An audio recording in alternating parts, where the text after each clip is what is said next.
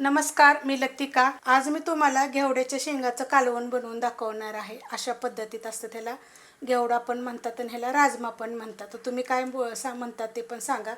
आणि ह्या जे आहेत का नाही, सोलून घेतलेल्या आहेत बघा, ह्या अशा स्वच्छ धुवून पण घेतलेल्या आहेत। कढई गरम करत ठेवलेली आहे, त्यामध्ये तेल काढून घेऊया। तेल काढायचे आपल्याला, एक पळी गरम होऊन देऊया। तेल गरम झालेलं आहे, छोटा एक चमचा टाकायची मोहरी। मोहरी फुटली की छोटा एक चमचा टाकायचं जिरं, त्यात टाकायची थोडीशी हिंग पावडर, कढीपत्ता।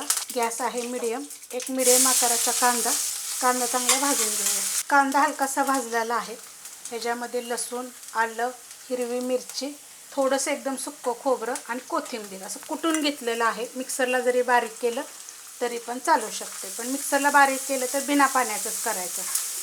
ह्याच्यामध्ये 9 ते 10 लसणाच्या पाकळ्या आहेत, अर्धा इंच आलं आहे, एक पोपटी कलरची मिरची, एकदम थोडंसं सुक्कं खोबरं आणि कोथिंबीर घेतलेली आहे। तर हे सगळं चांगलं परतून घेऊया। मस्त असं परतून घेतलेलं आहे। एक 2 मिनटं मीडियम गॅसवर चांगलं परतून घ्यायचं।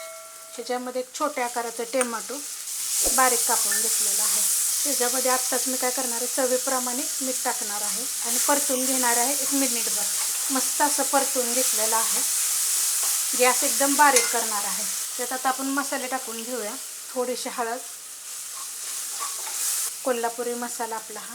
ह्याच्यामध्ये कांदा, लसूण, खोबरं असं मिक्स केलेलं नाही, कोणता पण जो तुमच्याकडे आहे तो वापरला तरी पण चालू शकतं। परतून घ्यायचं। मसाले टाकताना कधी पण गॅस बारीक करायचा। त्याच्यामध्ये अर्धी वाटी शेंगदाण्याचं कूट मोठं मोठं कुटून घेतलं, शेंगदाणे भाजून कुटून घेतलेलं आहे, मिक्स करायचं। आता त्याच्यामध्ये हा घेवडा म्हणतात, ह्याला राजमा म्हणतात। आता हा पण काय करणार, 1 मिनिटभर ह्याच्यामध्ये परतून घेणार आहे। मस्त असं परतून घेतलेलं आहे बघा मसाल्यामध्ये चांगलं। आता ह्याच्यामध्ये आपल्याला कोमट पाणी ओतायचे।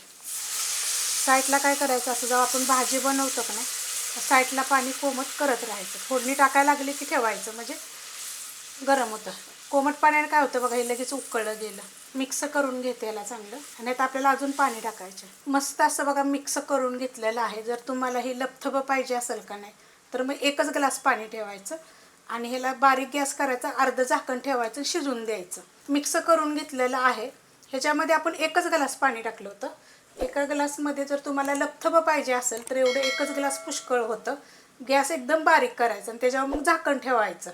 जर तुम्हाला लपथबं पाहिजे असेल तर ह्याची सुकी भाजी, परत तुम्हाला सांगते भात वगैरे सगळ्या रेसिपी अपलोड केल्या, त्यात मी आपण कालवण करतो। त्याच्यामध्ये अशा आकाराचे 2 ग्लास, पहिला एक ओतलं तर आता दोन्ही पण ग्लास मी कोमट ओतले होते। गॅस एकदम बारीक करणार आहे आणि शिजून देणार आहे। बारीक गॅसवर बघा 15 ते 20 मिनटं ठेवलं होतं, एवढं झाकण ठेवलं होतं। झाकण नाही ठेवलं तरी चालेल आणि ठेवलं तरी चालेल, असं जायला वाफ जायला जागा ठेवायची। झाकण मी काढून घेते।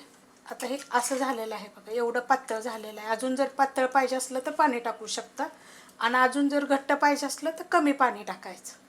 हे एवढं तरी पाहिजेच, म्हणजे एकदम। आता हे शिजलेत का तुम्हाला दाखवते, हे बघा।